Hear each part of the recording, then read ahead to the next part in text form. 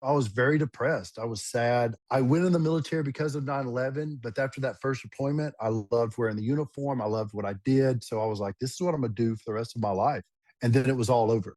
And then one day I was standing there and I started paying attention to what I still had left. I'm still here for one. And then I still have one arm, one leg. I have an arm that I can hold my son with, a lap that he can sit on. And that was a huge shift in my mindset because it was in that moment that I was like, okay, what am I going to do with what I have left? Started as a kid with a team to believe in. Every win and loss left my heart still beating. Year after year through the rain and the sun, learning that faith is what makes us strong. The kick is up, and the kick is good afternoon, and welcome back to the Superfan Diaries. I'm your host, J.R. Green, recording from our studios on Broadway in downtown Vegas, bringing you the biggest sports, the biggest moments, and the biggest fans, celebrating passionate sports figures and their unique stories. Yes, legends. Be sure to subscribe, leave a review, and share your own game day traditions or stories online. Today, we have a veteran who is a warrior in the house. I'm J.R. Green, and I've hosted a lot of episodes of this show. We've talked about passion. We've talked about glory. We talked about dedication and sacrifice. We've talked about what it means to show up for something you love, no matter what. But today is different. Today's guest knows what it means to show up when showing up costs everything. He joined the United States Army after September 11th. He deployed to Iraq on December 19th, 2005, and IED took his left arm above the elbow and his left leg above the knee. He woke up on Christmas Eve and learned what was gone. What followed was depression, years of darkness, and then one night, he looked in the mirror and decided he was not done. Tough Mudder, Spartan Races, CrossFit competitors, the cover of Men's Health, their ultimate guy in 2014, the first veteran and amputee ever on the cover, and also Dancing with the Stars Season 20, third place and the fan easily favorite of the entire season. Winner of Fox's American Grit Season 1, author of Living with No Excuses, The Remarkable Rebirth of an American Soldier, founder of the No Excuses Charitable Fund. Ladies and gentlemen, from Birmingham, Alabama, Noah Galloway! Welcome to the show! Thank you, JR. Thank you so much. Well, I mean, let's just say, before we even get started, I know we've been running around like crazy, just getting prepped up here, but I do have to say thank you. Thank you for your service, for your sacrifice, and for being willing to share your story on our show today. Well, thank you. And thank you for having me on your show today. I'm honored by it. Well, we're honored to have you on the show. And I have to say, before we even jump to the story of what you've done, which is remarkable, we've got to go a little bit pop culture here. So I've got to ask you a question. All if right. you were invited to Taylor Swift and Travis Kelce's wedding in Madison Square Gardens, what would you want to look at first? What would you want to see in Madison Square Garden more than anything if you were at that wedding? It would be, I've gotten to go to some pretty unique weddings in my time. I would be excited just to see how it's laid out, how you have a wedding in Madison Square Gardens. I mean, I did hear that they donated a lot of money. Yeah. These are two people that, have made a lot and they give a lot. So I think it would just be impressive because I went to a wedding one time where I did an interview afterwards and they asked me what I thought about it. And I said, you know what? It was pretty low key. And he surprised his new bride with Olivia Newton-John showing up and performing. And they're like, that's not normal. I was like, yeah, I guess it's not. That's not normal. That's not normal. Yeah, but it was awesome. Like I was standing about 4 feet from Olivia Newton-John when she showed up and then she just started singing. I was like, oh my God, this is amazing. That's so cool. That is so cool. All right, man. Now we got to jump back to somewhere I actually, no matter what, even if I'm a Tennessee Vol fan, I'm always going to love this city. And the reason, Noah, I was also born in Birmingham, Alabama.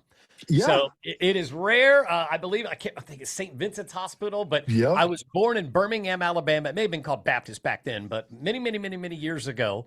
I also get to share that fun story. And then obviously we moved to Knoxville, Tennessee, and then I did grow up a Vol fan. But for you, before the Army, before Iraq, before any of it, who was Noah Galloway growing up? I was a kid that I had no direction in life. I didn't know what I was going to do. I worked in a plant for a while and thought, well, this is just where I'll end up. I didn't have any desires or goals. And that stressed my parents out. Like now that I'm a parent, like I have an older son that is very similar to that, and it's stressful.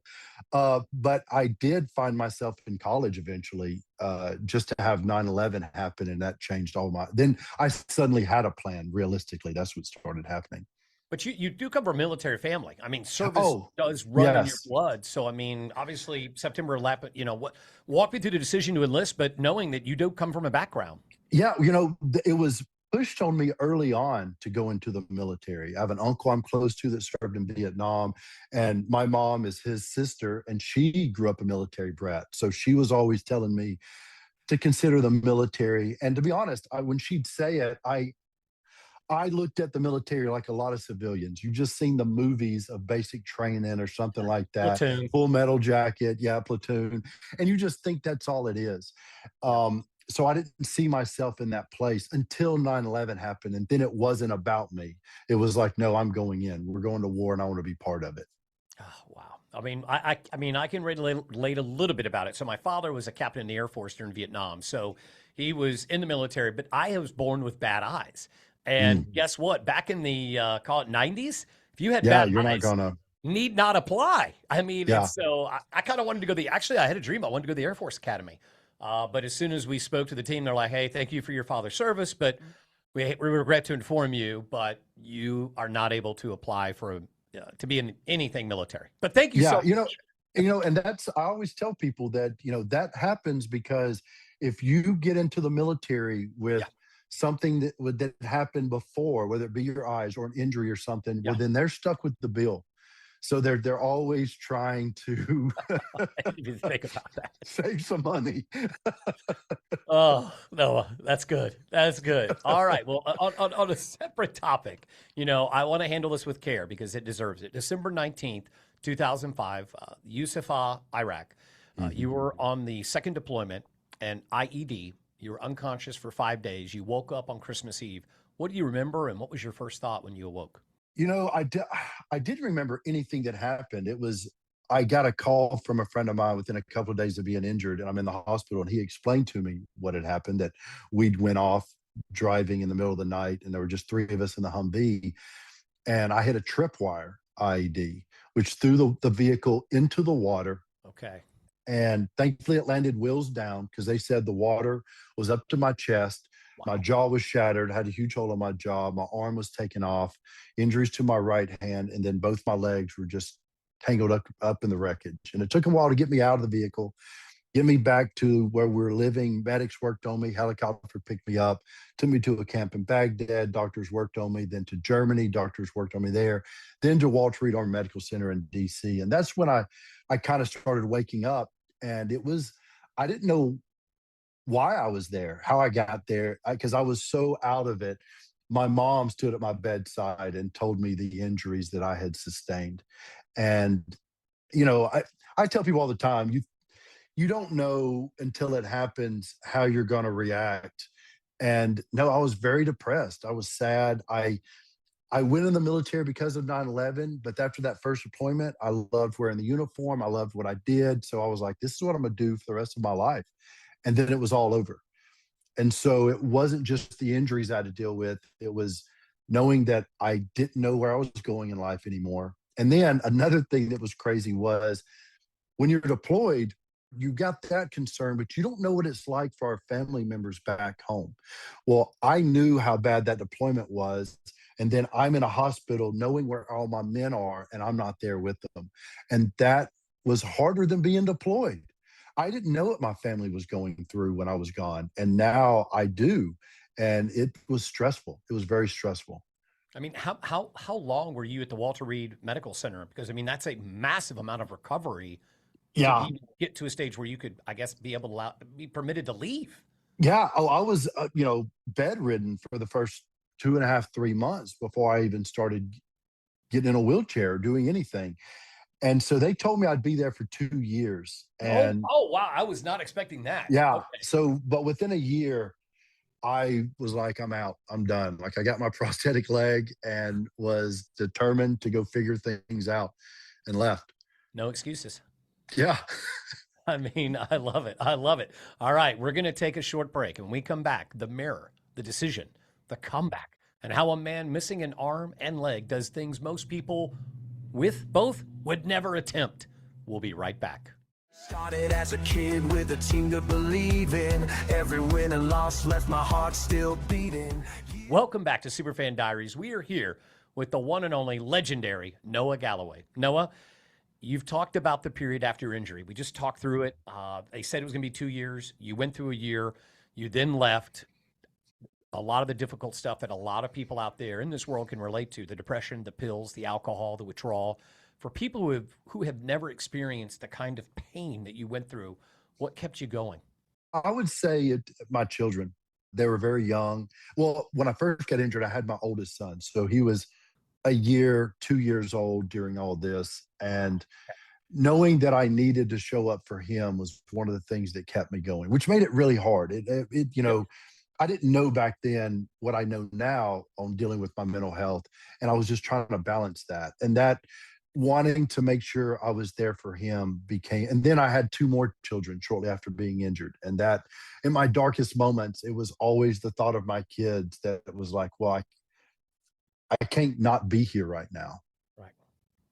No, and I believe there was a night where you looked in the mirror and Yes. something shifted. It's kind of like that moment that we want so many people to have. Can you take us through this? Yeah. So, most of my time in front of this full length mirror was me looking at my injuries, you know what I mean? And being upset about what I'd lost.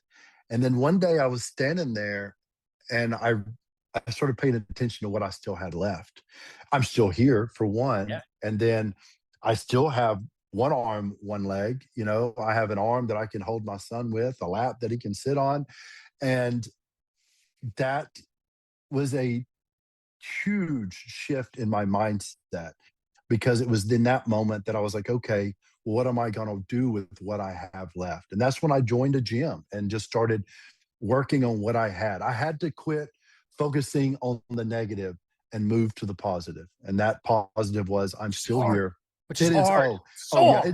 It's easy to be on an interview and saying, oh, this is what I did. But in real life, that does not come easily. In fact, I did a little bit of work, but it wasn't for another 10, 15 years that I truly started doing the work. And I didn't know that then, but I did have that shift to pushing myself physically, which helped just keep moving me along. Anything that works is what you have to do. I love it. I think that's a lesson for people on this right now, listening to our show today, that there are these moments. There are these people that deeply care about you. And even through difficult times, you can relate to the story that Noah has. Now, you did say your friend Eric, who fits, I believe, the prosthetic device. Prosthetics, yeah. Yeah, it was a huge part of what pulled you back toward fitness. What did that friendship mean during that time? Well, at the timing that I got injured, most of your amputees that prosthetists were dealing with were, an elderly population. They lost their leg to diabetes, wound care centers. Yeah. So, that's a different dynamic of person. Well, then I show up and you could even tell before I got into fitness that it was like, okay, no, I need to be going. And so I was pushing myself physically. He saw that. I got involved with him, and then he supported me. In fact, he paid my gym membership for a while. He was like, I got you.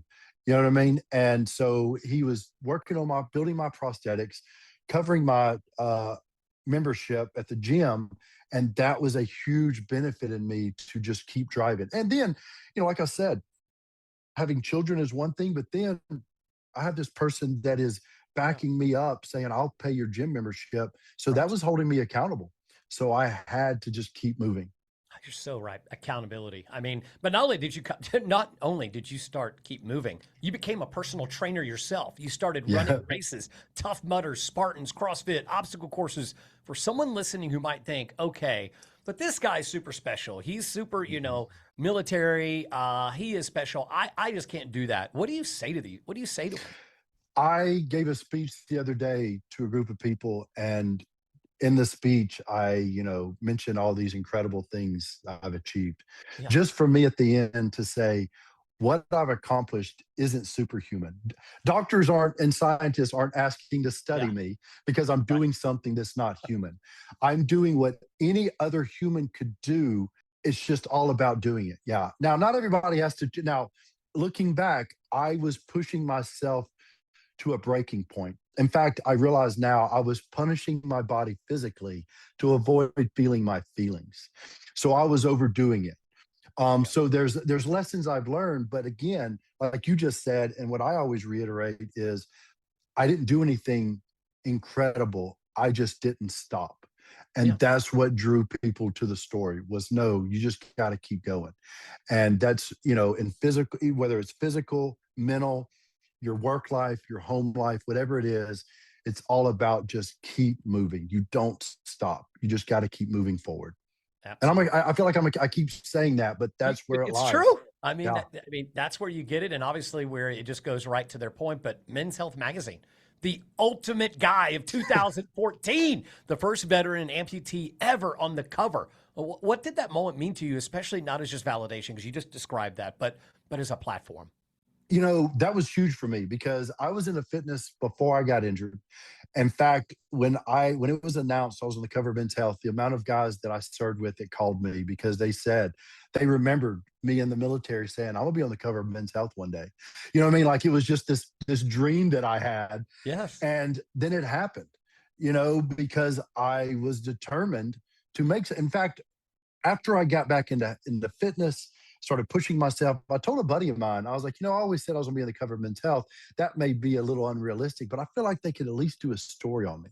I've created my workouts. Yeah. I've designed. So I had that in my head that it was a possibility. And then when I made the cover, I mean, there's bigger things that have happened, Dancing with the Stars, but one of my proudest, there's two things that I've been super proud of, Yeah. and Men's Health is one of those things. All right. Now, you've also attempted to climb, and I'm going to mispronounce this right, the Karstens Pyramid in Carson's Indonesia? Pyramid. Yes. One of the 7 summits. Noah, what drives you to keep finding the next impossible thing? And really big question, can we expect to see you scale the Empire State Building next? Because clearly those climbers this past weekend decided to get engaged up there on top of the Empire State Building. When do we get to see Noah up there? I'm not here to try to trump someone else's great idea. So I don't think you're not going to I see think they me got standing arrested, Noah. I think they Yeah. did get arrested. They did. They did. But what a cool thing they did. You're not going to see me doing that. Yeah, Carson's Pyramid, one of the 7 summits, and it's the most technically challenging. Yeah. And that drew me to it. But what ended up happening was there's a 3-day hike through the jungle. Oh. Now that's 3 days of an able-bodied person. I'm an above the amputee. We're going through these jungles that just all this different terrain. And from leaving in the morning till well after sundown, making it to the next base camp.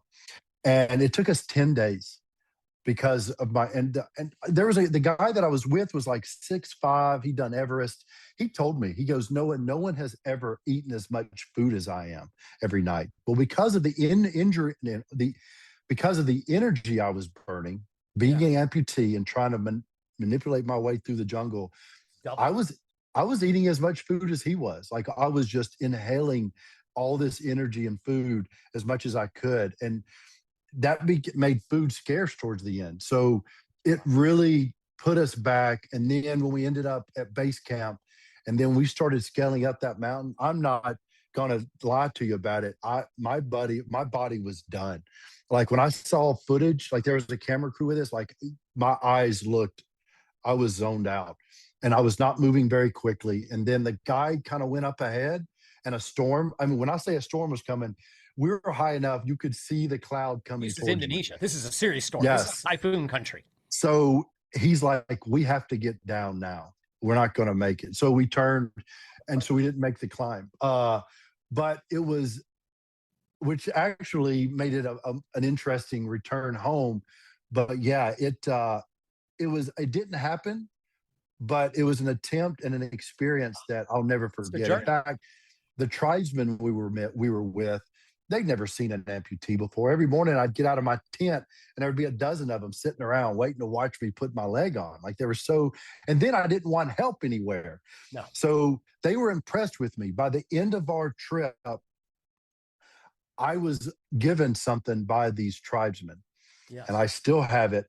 And it is a dagger made out of a human arm bone. Oh, And wow. yeah, Wow. it's an Wow. interesting thing I to didn't see own. that coming. Yeah. Okay. I even took it to a specialist and had them confirm it. And that doctor was like, I have two questions. Is that legal? Where, yeah, he goes, where did you get this and how did you get it home? I'm protecting my own arm right now. I know. The self piece of it's like, oh my. Yeah. All right. Well, Noah, you may not have completed the Indonesia pyramid trek, and you had an amazing story. In fact, I'll never forget for the rest of my life that you own a dagger from a human arm. Yeah. But we've got to talk about something you did finish, which is Dancing with the Stars. Season 20, you're paired with Sharna Burgess. Burgess. Yep. Burgess. Yeah. Shauna Burgess. You're a doubly amputee on a ballroom dance competition. What made you say yes? I didn't want to do the show, if I'm being brutally honest. Yeah. I had to And by the turn way, down. what's harder, dancing or climbing a pyramid? Well, I think being on the mountain. Dancing might be. Yes. I don't know anything about it. When they called me, I'd already turned down Survivor and another show because, and I wanted to do those shows, but my kids were young and I couldn't be away that long. And when Dancing with the Stars called, they told me they could put me up in a house during the show, and I was like, "Look, I can't do that. I have to stay here in Alabama with my kids." Yep. And they, without hesitation, were like, "That's okay. We'll send the dancer to Birmingham. You'll rehearse there and fly back and forth to LA for the live show." So I was like, "Dang it, I guess I'll do it." Say no. Yeah. And then I didn't think I'd last long either. I thought I'd do maybe 2 weeks. You made it all the way to the finals. Yes, I came in third. It was halfway through the season that I had an impactful moment where veterans and people with disabilities started reaching out to me, that I was inspiring them. If you think about it, I mean, you were the fan favorite. Even my wife, yes, my wife has heard of you. She says, "Oh yeah, I remember that guy. Yeah." I mean, like you're famous. The crowd fell in love with you. What was it like feeling that energy week after week? That was, as much as I hated the dancing, I did love the reactions afterwards, or the responses from people. Yeah. Because it was I don't dance. I don't know what I'm doing on the dance floor. I had the best dance partner because she was able. These dancers, your pro dancer may be given a song and a style of dance, but she creates everything else. Our choreography. I don't know that choreography. You said it right. I can't pronounce the Indonesian pyramid, but you got choreographed and you nailed it. Yeah. The way the dance floor looks, how we're dressed, she creates it all. And it was halfway through the season, like I said, that people started reaching out, and I realized we just got to keep pushing it every week, and then ended up doing all 10 weeks But I mean, and coming in every third. week you have to have a different dance, Noah. Oh, it was insane. How The many show's weeks? live on Monday. It's 10 weeks. And when the show ends on Monday, Tuesday, you're doing a brand new dance. And you have to perform within 4 days? Yeah, you have to, because we're in Birmingham. So by Friday, we have to be able to shoot it in front of a camera so they can send that back to LA so they can start prepping the stage and they know what our dance is. So they can start putting their head around producing it. And then we have to get to LA. And by Sunday, we get one dry run. It's really for the cameraman. Like if you mess up, hey, you just got to move out of the way. Next group's coming through. And then you do a full dress rehearsal on Monday before you go live. And then that's it. I mean, what you think about this for all the listeners out there? What did Dancing with the Stars teach you about yourself that the obstacle courses in the Army never had? Because it sounds like an obstacle course. Yeah, no, it was a good lesson in following. I was in charge of nothing and I knew nothing. So my dance partner, I turned to her for everything, and I trusted her, 100%. And that's why I think that we did as well as we did, because I had a great dance partner and we clicked well. And what's interesting is halfway through the season, I realized that even my movement in my day-to-day life, my gait, walking with a prosthetic leg, improved because of dancing. It's the muscles. Yeah. Yeah. I mean, and how to carry yourself, how to move. Because I was like, when we first started dancing, any lift we did in rehearsal, I was just manhandling her. And she was impressed with how strong I was. But then it was these professional dancers, the male dancers, that would say, hey, do it like this, because there's an easier way of doing it. Saves your energy. then yes, that's how you can have a small male dancer do things with a with another dance partner because of what they know how to use the body. It's incredible. It's incredible. We could go all day about Dancing with the Stars because everybody's going to be listening to the show is going to be coming on here. But I can't forget to get to Desert Fan Island before the next commercial break. All right, let's pretend you're stranded on a desert fan island of just the obstacle course of Dancing with the Stars, just that giant stage, just you by yourself. You get one movie on a Jumbotron to watch. You get one musical artist, one food, one drink, and one person. Out of the gates, what's the one movie you want to see over and over? Two come to mind, so I'm gonna cheat because Blues Brothers pops up and Dumb and Dumber. God, because those are great. I mean, number one, you got comedy. You're deserted island. You need comedy. Boom. Yes. All right. One musical artist.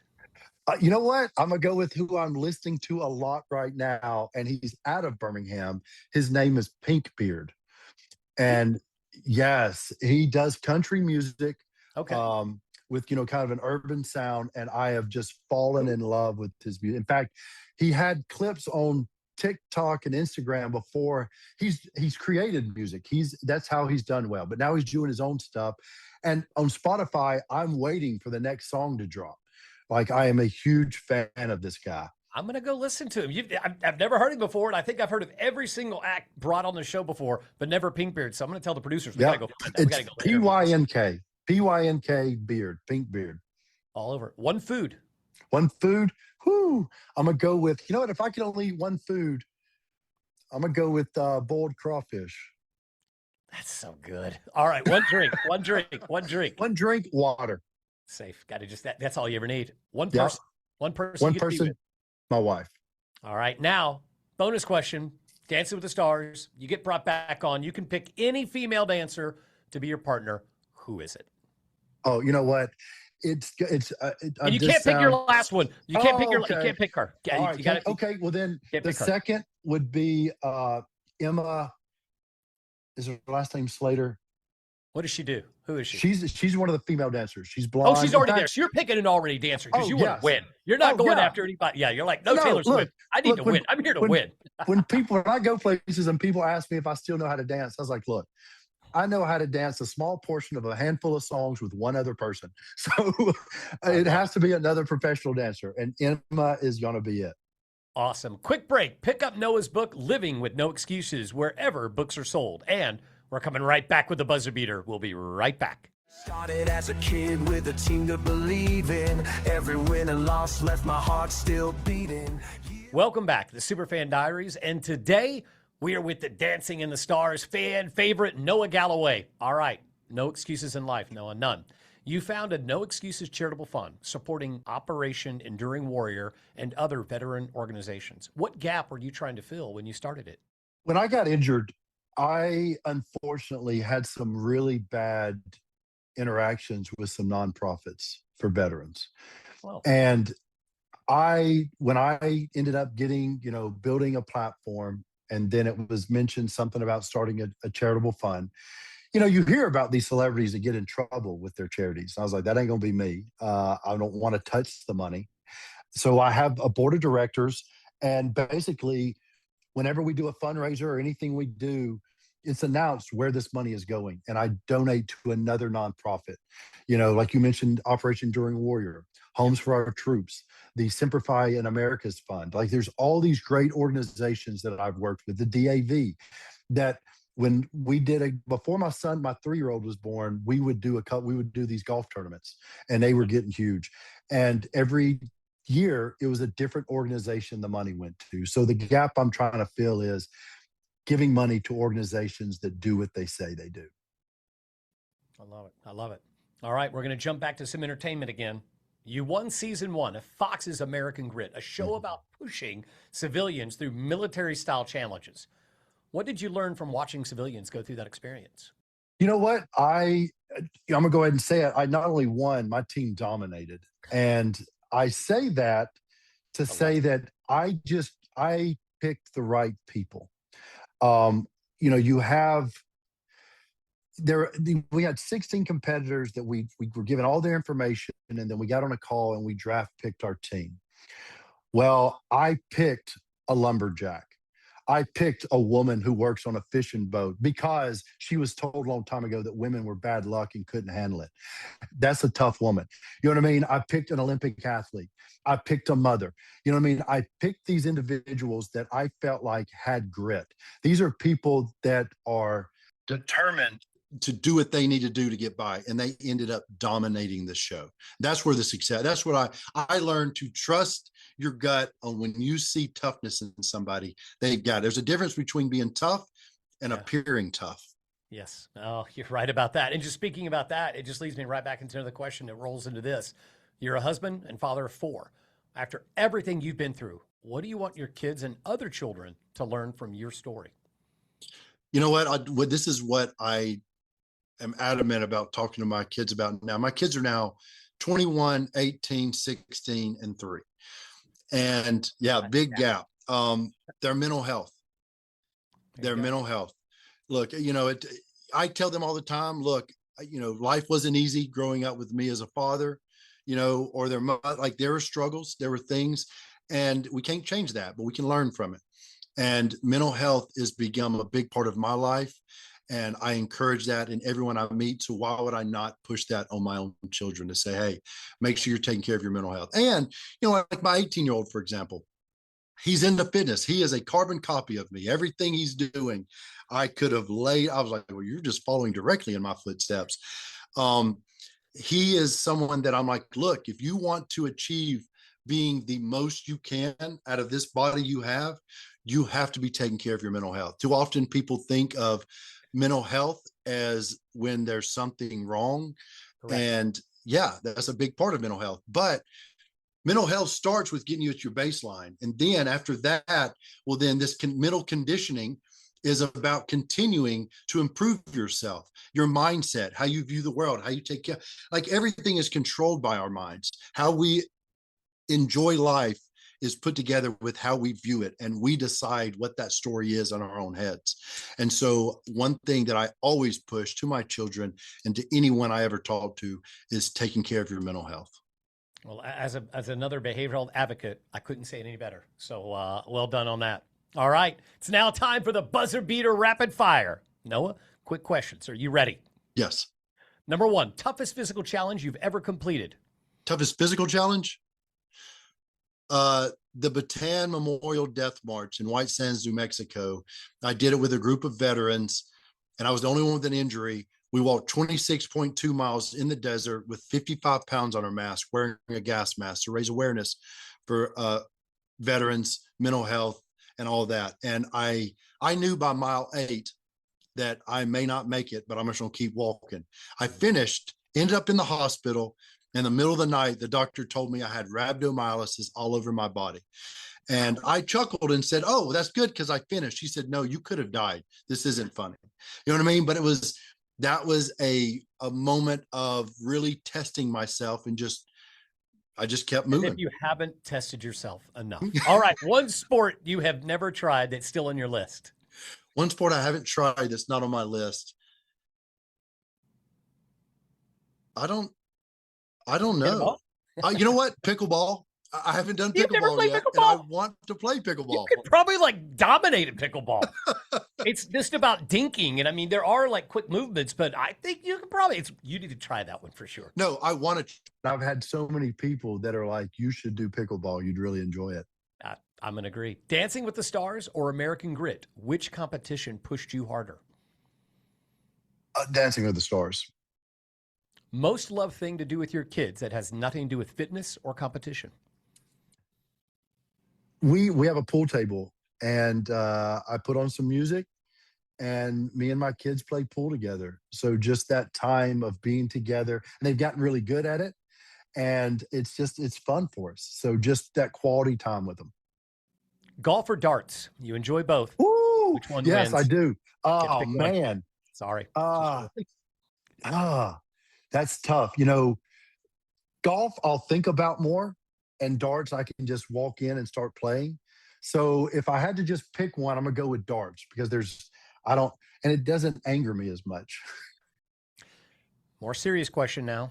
If you had to go back and say one thing to the Noah Galloway who's sitting at Walter Reed in December 2005, what would it be? that I know what I'm gonna say, but it just choked me up. I would say it's gonna be okay. Damn right. Damn right. It's going to be okay. It's not going to be okay. It's going to be a life lesson for so many people to get to follow you. You're going to make me get choked up here, Noah. All right. Switching to more funny story. My alter ego is I'm the big orange tux guy. What is your alter ego? My alter ego, it's funny you asked that because so again, I got to explain it. A couple months ago, I bought a massage table because me and my wife, we have a 3-year-old and we needed to have quality time together.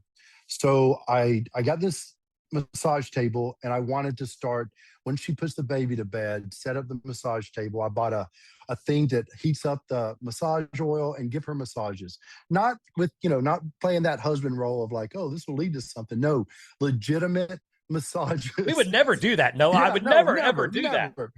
I was buying books, learning how to massage, and I started giving her these massages. And I even came up with this alter ego, Rowan, that is her massage therapist. And when I go into that mindset, I am treating it with this respect and this understanding and this presence that I'm working on in my day-to-day life. And when I am Rowan, I can become that. And I like to think of, who's the basketball player that would be the Black Mamba? Oh, that was Kobe Bryant. Yeah. Kobe Bryant. So it was all about switching this mindset. And I was like, that's exactly what I'm doing every time I give my wife a massage. It's nothing but focus on her and giving her that peace and quiet. And it was huge for us. I think it's awesome. Roland. All right. What do you hope people think of Noah Galloway many years from now? I hope that people, when they think of me, they think of someone who really did my best to be the best human I can be, the best husband, the best father, and just always be present. That's what I hope people see, that I always was trying my best to improve. That's wonderful. And where can our listeners find your book, follow your work, and support the No Excuses Charitable Fund? Yeah, the book is online. It's on Amazon. You can find me at noahgalloway.com. There's links to my social media. And I'm about to embark on a big motorcycle ride. In a couple of days, I'm driving by myself to San Antonio, from San Antonio up to Canada, and then back down. And I'm going to start posting that on my YouTube channel, Living with No Excuses. Outstanding. Noah, you were prepared to give everything for this country. And on December 19, 2005, it took more than anyone should ever have to give. And then one night in the dark, you looked in the mirror and you decided that was not the end of your story. You ran when they said you couldn't. You climbed when they say you shouldn't. You danced on national television and the entire country stood up for you. Not because you're exceptional, but because you reminded every single one of us that the only thing standing between who we are and who we are capable of being is the excuse we are still holding on to. No excuses. Thank you for your service, Noah. Thank you for your story, and thank you for never, ever quitting. This is the Superfan Diaries. I'm J.R. Green. Pick up Living with No Excuses wherever books are sold. Visit noahgalloway.com and support the No Excuses Charitable Fund. Follow, review, and nominate your favorite Superfan at superfandiaries.com. And remember, if you make one person smile today, you've had a great day. Make them laugh even better. Go get them!